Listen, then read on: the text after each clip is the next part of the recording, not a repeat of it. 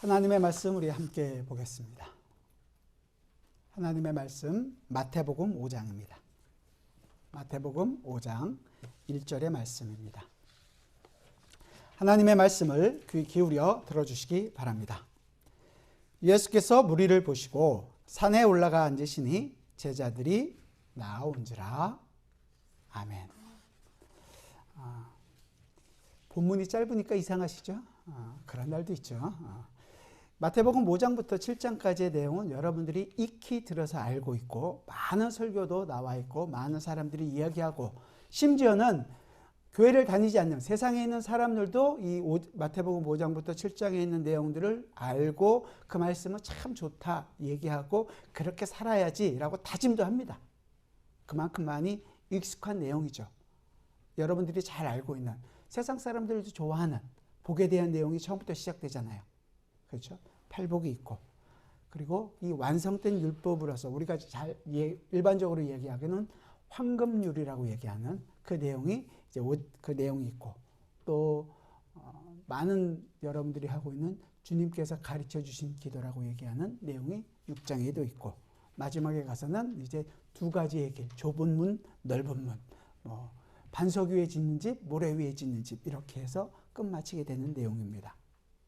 많이들 알고 있는 내용이라 그 내용의 깊이를 다 이해하지 못하는 것 때문에 굉장히 안타깝습니다. 앞으로 저희가 이 예수님께서 산에 올라가 앉으셔서 많은 제자들을 가르치셨던 이 산상 설교에 대한 내용을 함께 살펴보려고 합니다.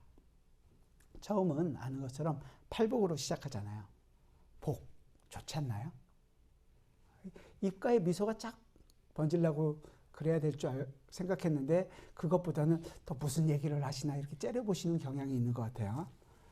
그런데 우리가 생각하고 있는 복과 성경이 이야기하고 있는 복이 조금 달라요. 문제는 거기에 있죠. 우리가 생각하는 복은 뭐예요? 내가 성공하는 것, 내가 이 땅에서 오래 사는 것, 내가 건강한 것, 나뿐만이 아니라 내 자녀까지도 대대손손으로 잘 먹고 잘 살게 되는 것. 이걸 우리는 복받았다라고 생각합니다. 그런데 이게 성경에서는 그렇게 얘기하지 않아요. 오늘 있는 마태복음 5장에 있는 팔복에서도 그렇잖아요. 그걸 얘기하는 게 아니잖아요. 심령이 가난한 게 복이래요. 애통하는 게 복이래요. 온유한 게 복이고 의에 줄이고 목마른 게 복이래요.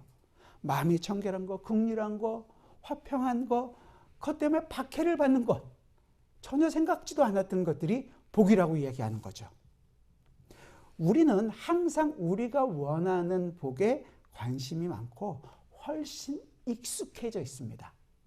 제가 왜 이렇게 얘기를 드리냐면 그 익숙하기 때문에 작은 유혹에도 쉽게 넘어갈 수 있는 그 문이 열려 있다는 것입니다. 그래서 오늘부터 우리가 살펴보는 이 산상수훈을 통해서 산상설교를 살펴보면서 우리에게 익숙한 것이 아니라 하나님의 말씀이 말하는 것이 무엇인가, 예수님께서 지금 가르치려고 하시는 것들이 어떤 것인가에 중점을 두고 살펴보려고 합니다. 그러기 위해서는 먼저 이 마태복음 5장부터 7장까지에 있는 전체적인 구조를 먼저 생각하지 않을 수가 없습니다. 왜냐하면 각각의 내용을 읽으면 다 알고 다 쉽게 이해가 가는 내용이라고 생각하기 때문에 아 그렇구나 이렇게 슉슉 넘어갈 수 있지만 그게 아니라는 거거든요. 다르게 얘기하면 이런 거예요. 우리가 큰 숲에 가면 숲 안에 숲을 보지 못하고 나무는 보지만 숲을 보지 못한다. 이렇게 얘기할 수 있기 때문에 그런 위험을 없애기 위해서 전체적인 구조를 이해하는 것이 굉장히 중요합니다. 그러면 산상수훈은 어떻게 구조가 되어 있느냐? 세 가지로 나눌 수 있습니다. 첫 번째 우리가 알고 있는 마태복음 5장 1절부터 팔복이 나오는 그 12절까지를 이게 팔복만 있는 것이 아니라 이 구조적으로 본다면 복보다는 하나님의 나라 그 기초가 어떤 것인가를 우리에게 먼저 보여주고 있는 것입니다. 왜냐하면 예수님께서 지금 이제 공생애를 처음 시작하셔서 가르친 내용이 뭐냐면 4장 23절에서 이렇게 얘기하거든요. 예수께서 온 갈릴리에 두루 다니시사 그들의 회당에서 가르치시며 천국 복음을 전파하시며. 천국 복음이 뭐예요? 천국이 하나님의 나라잖아요. 하나님의 나라를 전파하시기 시작하신 거예요. 그 전파하시기 시작하신 그 기초가 어떤 것인지를 설명하는 것이 바로 이 팔복에 해당되는 마태복음 5장 1절부터 12절까지의 내용입니다.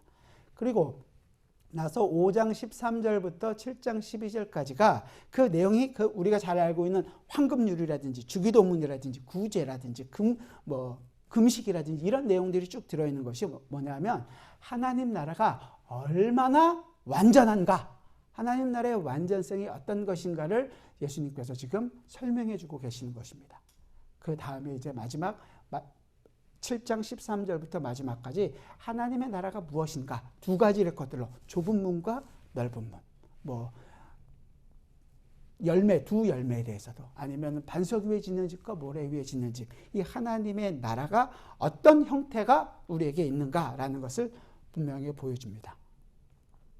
그래서 우리는 이 산상설교에 대해서 이때까지는 대부분 윤리적인 해석으로 받아들이고, 그래서 어떻게 되냐면 그대로 하자, 그대로 되자, 이런 쪽으로 많이 적용을 했었습니다.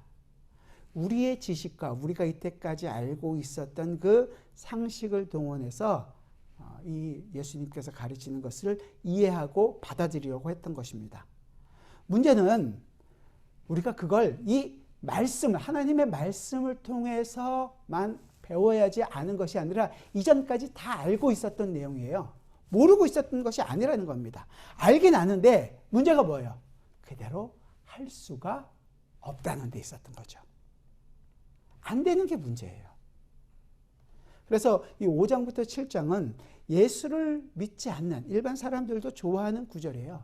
그러다 보니까 이게 마치 세상의 지혜, 생활의 지혜 이런 식으로 받아들인단 말이죠. 사실 예수를 믿지 않고 하나님의 말씀을 바르게 이해할 수는 없습니다. 그런데 하나님의 말씀을 이해한 것처럼 좋다, 받아들인다, 나는 그걸 그대로 해야겠다라는 것처럼 마음에 와닿는 것은 어떻게 보면 자기가 원하는, 자기 마음대로 우리가 좋은 대로 해석하고 있는 것이라고 이야기할 수 있을 것입니다. 성경에 비슷한 말들을 우리 감정적으로 이해하는 말들이 굉장히 많아요. 세상에서 이야기하고 있는 고진감래 아시죠? 전화위복, 세홍지마 이런 내용들 다 비슷한 내용들이잖아요. 이것과 로마서 8장에 있는, 로마서 8장 28절에 있는 여러분들이 잘 알고 있는 모든 것이 합력하여 선을 이루느니라 라고 똑같은 것으로 생각한단 말이에요. 그래 지금은 힘들지만 하나님께서 나의 인생을 확 표기해 주셔서 마지막에는 마침내는 전화위복 시켜주셔서 좋게 만들어 주실 것이다. 나 때 안 되면 내 자식 간에도 분명히 하나님께서 해주실 것이다 라고 생각하신단 말이에요.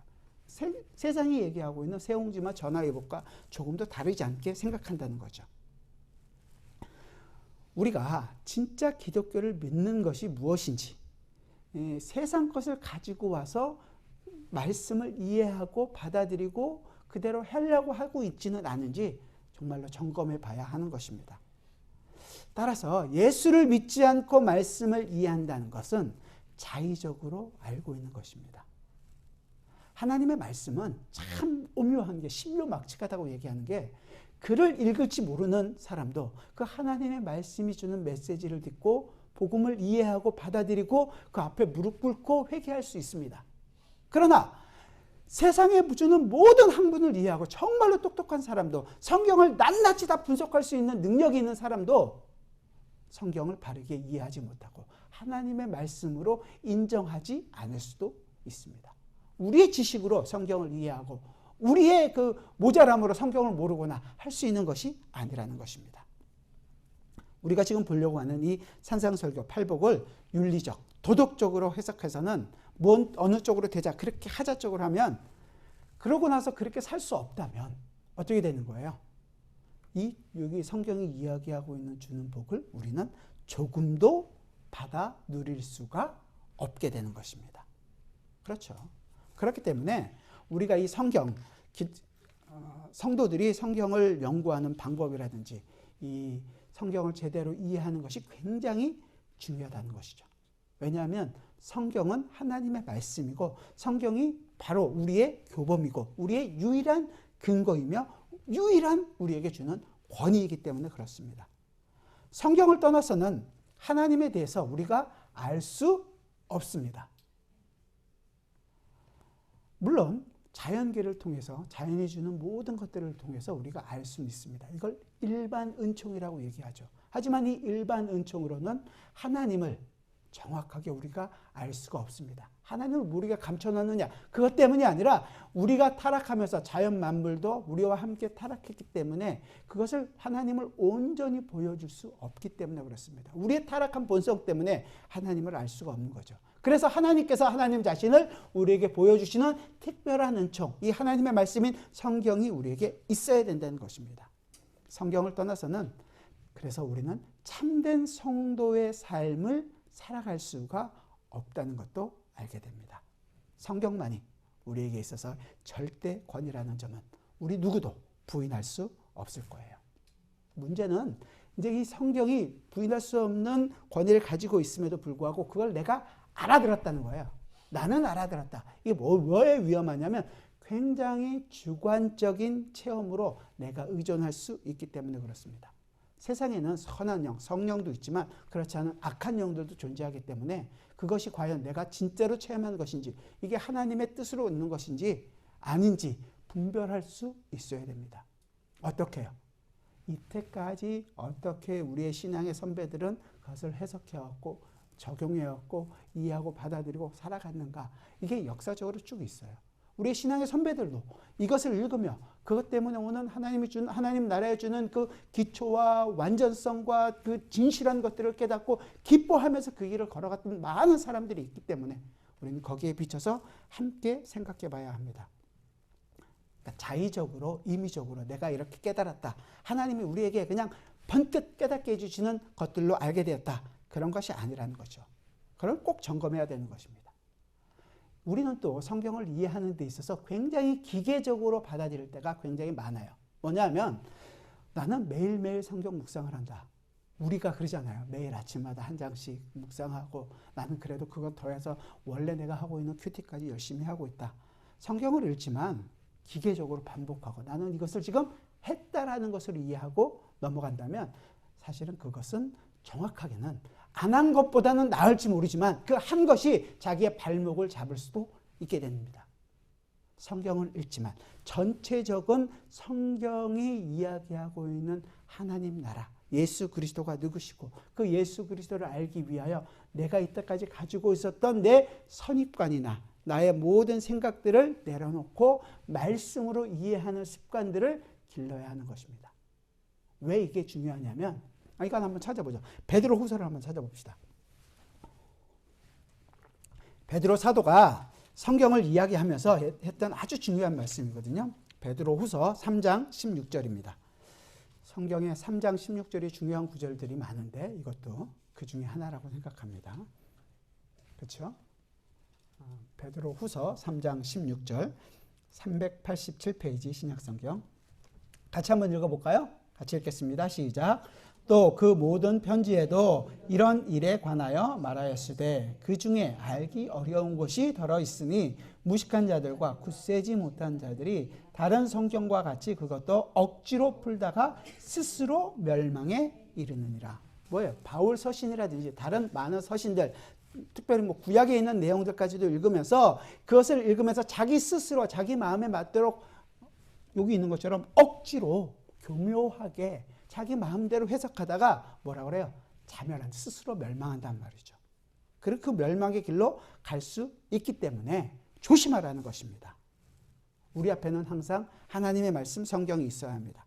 그리고 나는 이제 이것을 몇 장 읽었다, 오늘은 묵상을 했다, 이것으로 끝나는 것이 아니라 내 선입감과 내가 이때까지 이해하고 받아들여왔던 모든 것들을 내려놓고 나는 하나님의 말씀에만 온전히 집중하겠다. 하나님의 말씀이 나를 이끄는 대로 내가 생각하고 받아들이겠다. 내 생각을 하나님의 말씀 밑에 두겠다라는 것을 생각해야 됩니다. 하나님은 우리에게 뭔가 번쩍이는 것들로 주지 않습니다. 이단들이 쓰는 방법이잖아요. 뭐 금식 기도를 하는데 하나님이 깨닫게 해주셨다. 그게 정말로 그런 분들이라면 모든 성경과 함께, 그리고 역사적으로 있었던 많은 신앙의 선배들이 걸어왔던 그 길, 우리가 개혁신앙이라고 얘기하는 그 길에서 벗어나지 않을 것입니다. 과연 벗어나고 있는지 점검하고 봐야 한다는 거죠. 또한 성경에 우리가 좋아하는 구절들이 있잖아요. 여러분들이 마음속에 좋아하는 구절들이 있잖아요. 여기서 이 구절 따오고 저기서 저 구절 따오고 나는 이래서 좋고 이건 저래서 좋고 이런 구절 갖다 막 붙여놓고 혼자서 좋아합니다. 그러나 그것이 전체적으로 이어지지 않는다면 예수 그리스도라는 진짜 하나님의 그 하나님 나라의 본체이신 예수 그리스도를 보여주지 않는 것이라면 잘못 갈 수 있는 것입니다. 그래서 혹 어느 교회에서든 보면 가끔씩 연초에 말씀 뽑기에서 그 말씀이 올 한 해를 날 이끌어주는 본문입니다 라고 생각하고 지키를 원합니다. 의도에 대해서는 전혀 저는 딴 마음이 없습니다. 하지만 그것이 갖고 있는 위험성을 분명히 인식해야 된다는 거죠. 왜냐하면 그 말씀이 아니라 그 말씀이 보여주고 있는 예수 그리스도라는 하나님 나라의 본체를 설명할 수 있고 그 예수 그리스도의 본체를 설명하는 것은 뽑은 그 말씀만이 아니라 모든 하나님의 말씀 안에서 예수 그리스도가 흐르고 있다는 것을 알게 되어야 된다는 것은 우리 모두가 다 인정하고 있기 때문입니다. 내가 가지고 있는 선입관을 묻어주십시오. 내가 좋아하는 구절도 묻어주십시오. 하나님의 말씀, 예수 그리스도를 알기 위하여 우리의 생각을 모아야 할 때입니다. 제가 왜 이렇게 좀 서두를 길게 말씀드리냐면 앞으로 가야 할 모든 내용들이 율법과 은혜에 대한 관계를 다루는 데 있어서 우리가 굉장히 많은 오해를 많이 하고 있기 때문에 그렇습니다. 율법이라는 측면을 강조하면 항상 은혜가 어디 있느냐라고 얘기하고 은혜를 강조하면 그러면 은혜만 있으면 율법은 필요 없는 것이겠네 라고 이야기하기 때문에 그렇습니다. 율법이 없어졌나요? 없어지지 않았습니다. 완성되었다고 얘기하죠. 우리가 구약에 있는 예를 들어 11조만을 얘기해 봅시다. 11조 없어졌나요? 11조를 안 하시나요? 완성되었죠. 10의 1조만 하나님의 것입니까? 아니죠. 우리는 10의 10이 다 하나님의 것입니다. 로마서 12장 1절에서 얘기하잖아요. 그러므로 형제들아 내가 하나님의 모든 자비하심으로 너희를 권하노니 너희 몸을 하나님이 기뻐하시는 거룩한 산 제물로 드리라. 이것은 너희가 드릴 영적 예배니라. 우리의 모든 것이 다 하나님께 드려진 영적 예배로 드린 제물이에요. 11조만이 하나님의 것이 아니라 10의 10 모든 것이 다 하나님의 것이에요. 그러면 11조 드렸으니까 나머지 10의 구는 내 거니까 내 마음대로 쓰나요? 아니란 말이죠. 10의 구를 쓰는 데 있어서도 하나님의 뜻에 올바르게 쓰기 위한 노력과 내 삶의 방향이 그쪽으로 가야 된단 말이죠. 그게 우리에게 주어진 영적 예배를 드리는 자의 삶이고 산 제물로 내 모든 것이 다 하나님의 것입니다 라는 것을 보이는 적극적인 삶이라는 거예요. 이걸 놓쳐서는 안 된다는 것입니다. 율법을 그냥 율법은 이제 필요 없다. 버릴 수 없는 것이고 은혜만 강조하면 된다. 제일 잘 나타내는 게 로마서 5장과 6장 아니에요. 6장에서 그러잖아요. 바울이 너희가 죄를 더하기 위하여 은혜를 더하기 위하여 죄에 더 거하겠느냐? 그럴 때 뭐라 그러죠? 그럴 수 없느니라. 분명하게 이야기하고 있는 것입니다. 우리에게 있어서 바울도 그렇고 바울이 계속해서 얘기하는 것이 뭐냐면 이제 우리는 율법 아래 있는 자들이 아니고 우리는 어디 아래에 있는 거예요? 은혜 아래에 있는 자들이라는 것을 확신시켜 줍니다. 그러나 이 율법을 그래서 지킬 필요가 없다는 말이 아니라 율법 아래에 있지 않다는 말은 뭐예요? 율법이 갖다 놓은 정죄하고 심판하는 그것이 우리에게서는 사라졌다는 거 아니에요. 로마서 8장 1절 그러므로 이제 그리스도 예수 안에 있는 자에게는 결코 정죄함이 없나니 이는 그리스도 예수 안에 있는 생명의 성령의 법이 죄와 사망의 법에서 우리를 어떻게 했다고요? 해방하였느니라. 우리가 그 죄와 사망의 법에서 노임받았고 의와 생명의 법으로 놓여졌단 말이에요. 그 법 아래에 있기 때문에 우리는 이제 율법을 전에는 지난 수요일날 제가 말씀드린 거 아니에요. 그 율법이 조문으로 우리 몸 밖에 있었던 법이 아니라 이제 어떻게 됐다고요? 우리 몸 안에 우리의 심령에 새겨졌단 말이죠. 너희는 이것은 하지 마라. 이거 하면 죽는다가 아니라 이제는 그것보다 더하게 너희는 이 하나님을 사랑하는 것을 너의 모든 것으로 보여라. 긍정적으로 우리에게 다가오기 시작했고 전에는 그 말씀을 안 지키면 벌 받을까 봐 두렵고 떨림으로 지켰던 것이 아니라 이제 그것을 지킴으로 말미암아 내가 하나님의 백성이라는 것을 더 풍성히 알게 하는 정말로 자유함과 기쁨의 마음으로 지키게 된단 말이에요. 이게 여기 산상수훈에 나오고 있는 오리를 가라 그러면 기쁘게 심리를 가는 거예요. 그렇게 적용이 되는 거죠. 그래서 우리의 모든 삶이 마지막에는 하나님께 영광이 된다라는 것을 알게 되는 것입니다. 얼마나 기쁘게 할 수 있겠어요? 얼마나 감사하게 할 수 있겠어요? 얼마나 더 열심을 할 수 있겠습니까? 우리가 그 자리로 가야 한다는 거죠. 그래서 우리는 이 산상설교에 대해서 여러분들이 갖고 계시고 있었던 선입견들, 이해했던 것들을 좀 내려놓고 이 산상설교를 통해서 우리에게 과연 무엇을 요구하고 있는가? 이것이 의미하는 것이 무엇인가? 우리 생활과는 과연 어떠한 관계가 있고 우리의 생각과 우리의 관점에서 그것을 어떻게 놓고 봐야 할 것인가? 라는 것을 살펴보기를 원하는 것입니다. 마지막으로는 산상설교가 지금 누구에게 적용되고 있을까요? 보면 오늘 설교에서 있는 것처럼 오늘 본문에서도 보면 예수께서 무리를 보시고 많은 무리들이 예수님을 따랐습니다. 예수님이 병자를 고쳐주시고 많은 이적들을 행하는 걸 보고 많은 사람들이 따랐어요. 그리고 예수님께서 산에 올라갔습니다. 앉으시니 뒤에 있는 단어가 참 재밌어요. 제자들이 나온지라. 자, 중요한 단어가 있는데요. 산이 등장하고 예수님이 있고 제자들이 있습니다. 그리고 무리들도 있죠. 보면 출애굽 당시에 산이 나오죠. 산에 모세가 올라가죠. 모세는 산에서 누굴 만나죠? 하나님을 만나고 하나님이 나오신 말씀을 돌판에 새겨서 받습니다. 이스라엘 백성은요. 산 밑에 있죠. 그런데 이제 그 이스라엘 지파로 보이는 사람들 12제자가 산에 나옵니다. 그리고 하나님의 말씀이 예수님을 통해서 선포되고 있습니다. 지금 이 산상수훈에 있는 전체적인 세팅은 출애굽 사건 때 이 시내산 사건과 굉장히 연관이 있는 거예요. 그 전까지도 예수님의 공생애를 시작하는 데 있어서도 이 부분이 굉장히 연관돼 있어요. 예수님의 공생애가 출애굽과 굉장히 연관돼 있다는 거 아시잖아요.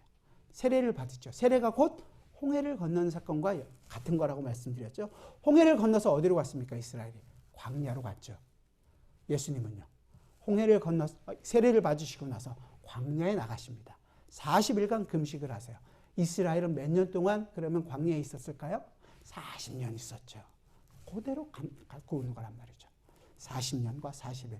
그리고 나서 그 기간 동안에 이스라엘이 광야에서 받은 게 뭐예요? 너희가 과연 하나님의 백성으로서의 삶을 살아갈 수 있는지 하나님으로부터 시험을 받으시는 거예요. 너희가 하나님 백성답게 만들어가지는 부분이 있었죠. 예수님은요. 광야 때 40일 금식이 끝나고 마귀로부터 유혹을 받으셨습니다. 말씀으로 이기셨죠. 그리고 나서 그 이기고 나신 이후에 천국 복음을 전파하고 계시는 거예요. 자, 그렇다면 그리고 이제 시내산이 나오는 거예요. 시내산에서 율법을 받은 것처럼 지금 예수님도 새로운 이스라엘, 완성된 모습으로서의 이스라엘 12제자들을 그 앞에 불러셔서 하나님의 말씀을 선포해 주고 있는 것입니다. 이 얘기는 결국 우리로 하여금 이것이 단순히 우리에게 도덕적인 가르침을 하기 위한 것이 아니라 하나님께서 계획하고 계시던 이 하나님의 나라가 어떻게 이루어질 것이라는 것. 구약에서는 시내산이 마치 그림자처럼 보여주고 있는 것이었다면 사실은 이 그림자는 다시 한 번 더 나오죠. 엘리야가 하나님의 산 시내산에 올라갔을 때 똑같은 모습과 같이 있습니다. 그래서 모세와 엘리야가 변화산에서 예수님을 만나는 사건이 결코 그냥 이상하게 나온 것이 아니라 이 시내산에 올라간 인물로 해서 등장하게 되는 거예요. 사실은 그것보다 훨씬 더 이전에 또 조그만 산이 등장하죠. 에덴 동산. 에덴 동산에서 하나님의 말씀, 율법이 선포됐습니다. 동산 중앙에 있는 선악을 알게 하는 나무는 먹는 날에는 정령 죽으리라. 말씀이 선포되고 그 말씀에 온전히 아담이 지켰다면 영원히 하나님과 함께 기뻐함으로 살 수 있었겠죠. 하지만 실패했습니다. 그 실패했던 것들을 하나님께서 어떻게 다시 완성해 가시는가를 구약은 그림자처럼 보여줬다면 그 그림자의 실체이신 예수 그리스도께서 이 땅에 오셨다는 것입니다. 이제 하나님의 나라가 이 땅에 임함으로 말미암아 완전한 법이 이 땅에 임하니까 이제 하나님의 나라의 법이 어떻게 우리에게 나타나게 되는가? 새로운 이스라엘, 완전한 이스라엘 12제자를 세우시고 그들을 나오라고 하시며 그 참 이스라엘을 부르셔서 거기에서 새로운 율법, 완성된 율법을 주시는데 있다는 것입니다. 그리고 그 법은 지키면 너희는 하나님에 들어갈 것이다가 아니라 하나님 나라가 너희 안에 왔기 때문에 너희가 지키고 너희가 누릴 복들이 이런 것이다 라는 것을 선포해 주는 거예요. 너희는 이제 지켜서 가는 것이 아니라 너희가 완성된 법이 너희에게 주어졌으니까 다 너희 것이다 라고 얘기하는 거죠. 이게 그래서 우리는 팔복을 읽을 때 심령이 가난한 자는 복이 있나니 이렇게 하니까 우리가 심령이 가난한 자가 돼야지 복을 받는 것처럼 생각하는데 영어 성경은 blessed 분명히 얘기해요. blessed라. 그래서 복이 있도다. 심령이 가난한 자요. 우리가 누구라는 거예요, 결국은.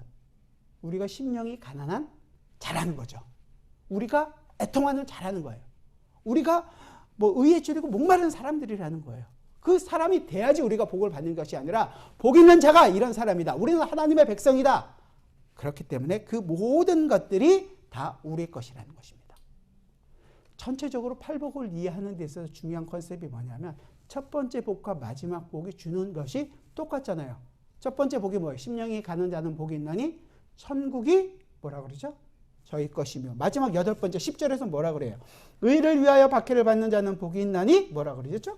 천국이 그들의 것입니다. 그러니까 천국이 저희 것이며 천국이 그들의 것이다 라는 것을 한 앞뒤로 딱 놓고 그 첫 번째 복과 마지막 8번째 복을 놓고서 가운데 두 번째부터 7번째까지 가는 그 모든 것들은 그 천국이 너희 것이라는 사람들이 가지고 있는 복이 어떤 것이다 라는 것을 보여주는 거예요. 이 복은 8개니까 복수가 아니라 똑같은 단수예요. 천국을 가진 자가 누리는 복이라는 말이에요. 천국이 우리 것이라면 사실은 모든 게 끝난 거 아닌가요? 우리 뭐 천국 가는 거 너무도 원하는 거 아니에요? 죽어서 천국 가는 것이 아니라 이미 우리 안에 이런 이 하나님의 나라 천국을 우리는 누리게 할 것이고 우리의 것이다라는 거죠. 복의 종류로 여러 가지 것들을 이야기하는 것이 아니라 하나의 복, 천국이 우리의 것인데 이제 여러 가지로 설명을 하고 있는 것이라는 얘기죠. 하나님 나라가 이 땅에 왔습니다. 하나님 나라가 가지고 있는 복을 예수 그리스도께서 지금 이야기하고 있는 것입니다. 이게 누구냐? 누가 하나님의 나라예요? 하나님의 나라 본체 예수 그리스도라는 거죠. 그리고 이제 우리의 관심이 또 다른 부분이 뭐냐면 이게 시제에 있어요. 한국말로는 시제라는 것이 잘 안 와닿는데 영어는 분명히 시제라는 거 있잖아요. 뭐 과거, 현재, 미래. 첫 번째와 3절과 10절에 있는 내용들은 다 뭐냐면 현재예요. 현재 너희 것이다 라는 것을 3절과 10절에서는 얘기합니다. 하지만 이 나머지 안에 있는 두 번째부터 7번째까지 가지고 있는 4절부터 9절의 내용은 전부 다 미래예요. 너희가 누릴 것이다 라는 거죠. 천국이 너희 것이기 때문에 이 모든 것들은 너희들이 다 누리게 될 것이다 라는 거죠. 천국이 우리 것이고 그것을 통해서 받을 복이 이렇다라는 것을 예수님께서 표현해 주고 계시는 것입니다. 그것을 우리가 이미 받아서 누리고 있고 앞으로도 어떻게 된다는 거예요? 영원히 누리게 될 것이다 라는 것을 얘기해 주는 거죠. 벌써 가슴이 벅차오르지 않습니까? 벌써 기쁘지 않으세요? 여기까지가 우리가 산상설교를 이해하는 데 있어서 기본적인 내용들입니다.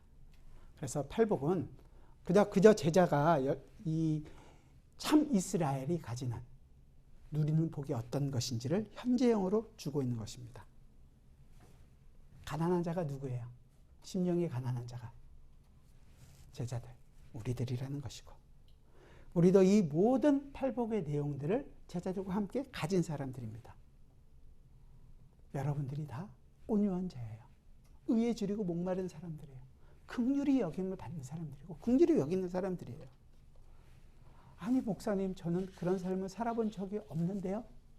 제가 누누이 말씀드리잖아요.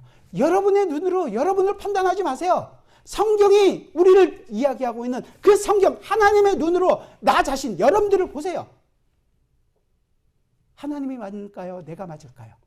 아유 그래도 목사님 아니요. 바꾸셔야 합니다. 그래서 우리가 보게 될 이 산상설교는 결코 우리와 상관없는 말씀이 아니라 우리가 누리고 우리가 함께하고 우리가 정말로 기뻐해야 할 그 복음이라는 것입니다. 우리에게 주어진 말씀이에요. 그래서 이 읽고 묵상할 때마다 그 다이나믹으로 말미암아 우리 마음이 정말로 뜨거워지고 감사해야 되고 내 안에서 긍휼이 용서 숨쳐야 되고 내 안에서 온유와 정말로 의 때문에 부들부들 떨릴 수 있는 그 마음 속에서도 주님으로 인하여 정말로 다시 한 번 더 일어나겠습니다 다짐할 수 있는 그런 일들이 일어나기를 바랍니다. 여러분들이 누굽니까? 새로운 이스라엘 하나님의 백성 아닙니까? 이 하늘의 복, 천국이라고 얘기하고 있는 이 하늘의 복, 예수 그리스도를 성령 하나님으로 가진 사람들입니다. 그걸 알게 되기를 원합니다. 여러분의 매일의 삶에서 그 천국이, 하나님의 나라가 여러분을 기쁘게 하고 여러분들을 하여 감사가 넘치게 하고 여러분의 마음속에 내가 심령이 가난한 자이구나, 내가 애통하는 자이구나, 내가 예수 그리스도와 함께 예수 그리스도 안에서 온유한 자이구나, 내가 예수 그리스도와 함께 의에 줄이고 목마른 사람이구나, 내가 예수 그리스도 안에서 긍휼을 베풀고 화평케 하는 자이며 마음이 청결한 자라는 것을 경험하고 누리게 되시기를 바랍니다. 왜냐하면 천국이 여러분의 것이기 때문입니다. 기도합시다. 사랑하는 주님, 우리가 과연 온유한 자입니까? 우리의 심령이 가난합니까? 아니요. 우리는 내 욕심으로 가득 차 있고 나 혼자 스스로 잘 먹고 잘 살기를 원하고 다른 사람보다는 내가 더 높이 되기를 훨씬 더 원하는 자였습니다. 그렇습니다. 우리는 죄인입니다. 하나님께서 주는 복을 조금도 누릴 자격이 없습니다. 그런 자격 없는 우리에게 놀라운 하나님의 은혜와 사랑이 주어졌습니다. 하나님 나라의 본체, 하나님 나라의 모든 것 대신 예수 그리스도께서 우리에게 오셨고 우리로 하여금 그 하나님의 나라 본체이신 예수 그리스도를 알게 해주시고 그 예수 그리스도께서 나의 죄가 되셔서 내 죄를 용서하기 위하여 십자가에 죽으시고 내 죄를 용서하여 주셨고 이제 나로 하여금 하나님의 나라의 그 모든 것들을 누릴 수 있는 자로 여김을 받게 해주시니 오 주님 감사합니다. 오 주님 감사합니다. 그 주어진 복이 우리에게 우리의 모든 삶에서 나타나길 원합니다. 그리스도 안에서 긍휼을 베풀며 그리스도 안에서 사랑을 나누며 그리스도 안에서 모든 사람들을 따뜻하게 대할 수 있는 저희 모두가 되게 하여 주옵소서. 그 일을 배워갈 때마다 주님 우리에게 하나님의 말씀이 주는 위로가 넘치게 하여 주옵소서. 예수 그리스도의 이름으로 기도드리옵나이다. 아멘.